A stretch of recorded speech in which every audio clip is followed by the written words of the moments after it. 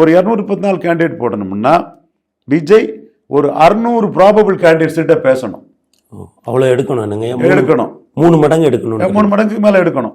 எடுத்து அதுல எவன் நிற்பான், எவன் கரெக்டா இருப்பான், எவன் சரியா இருப்பாங்கிறத நீங்க ஐடென்டிஃபை பண்ணி அவனை கேண்டிடேட்டா ஃபிக்ஸ் பண்ணி நீ இவ்வளோப்பா செலவு பண்ணுவேன் தலைவரா, உங்களுக்காக நான் இவ்வளோ சம்பாதிச்சிருக்கேன் தலைவரா, நீங்க தமிழ்நாட்டில் பெரிய ஆள் ஆகணும், நான் சிவகங்கை மாவட்டத்தில் பெரிய ஆள் ஆகணும், 10 கோடி கூட செலவழிப்பேன் தலைவர்னு சொல்லுவான். அப்போ அவன் எவ்வளோ செலவழிப்பான்னு அசஸ் பண்ணணும். உண்மையிலே செலவழிப்பவனுக்கு நீங்களும் ஃபண்ட் பண்ணலாம்.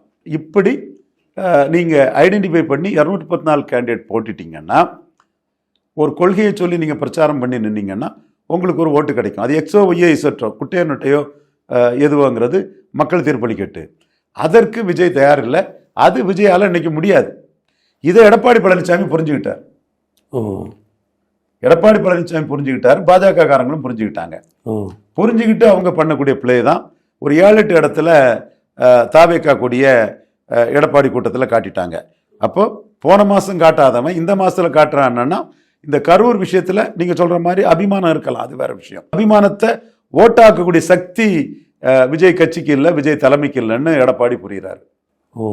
ஒரு வேளையில் அது ஓட்டாட்டு ஆக்குனாருன்னா நம்பர் 1 கேஷுவாலிட்டி எடப்பாடி பழனிசாமி. அவர் மிகப்பெரிய கில்லாடியான அரசியல் கவுண்டர் பண்ணுவார்.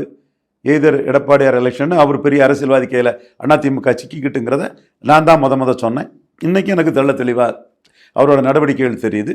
அந்த வகையில் மன வலிமை குண்டி இருக்கக்கூடிய விஜயை மேலும் மன வலிமை குண்ட செய்து தான் கொடுக்கக்கூடிய சீட்டை வாங்கிட்டு போகக்கூடிய வேலையை அவர் பார்க்குறார்.